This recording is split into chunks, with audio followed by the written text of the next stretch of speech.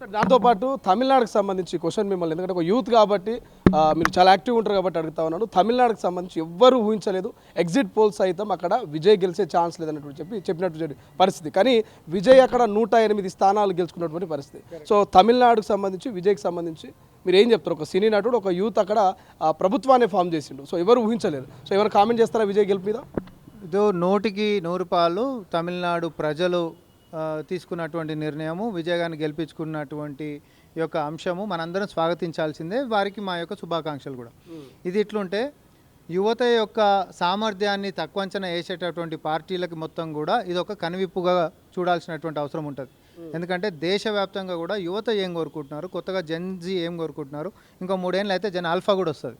అంటే ఈ తరాలు మొత్తం కూడా కంప్యూటరీకరణ జరిగినటువంటి సమాజంలో పుట్టినటువంటి తరాలు, రిమోట్గా అన్ని నేర్చుకుంటున్నటువంటి వాళ్ళు, నేరుగా పోయి మైదానంలో పోయి చూసేటానికంటే డిజిటల్ వరల్డ్లో బతుకుతున్నటువంటి వాళ్ళు.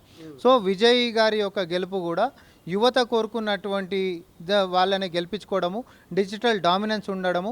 అదేవిధంగా ఈరోజు తమిళనాడు యువత ప్రోగ్రెస్ కావాలి, హేట్రెడ్ వద్దు అని చెప్పి నరేంద్ర మోడీ గారు మరి అదే తమిళనాడును కూడా ప్రెస్టీజియస్గా తీసుకుంటారు కదా. హిందూ ముస్లిం అని చెప్పి ఆడ కూడా మాట్లాడిండ్రు కదా. మరి అక్కడ యువత ఎందుకు ప్రోగ్రెస్కే ఓట్లు వేసిండ్రు, ఇక్కడ తెలంగాణ యువత ఎందుకు ప్రోగ్రెస్కే ఓట్లు వేసిండ్రు? ఎందుకంటే వాళ్ళకి ఉపాధి కావాలి, భవిష్యత్తు కావాలి, నిజం కావాలి.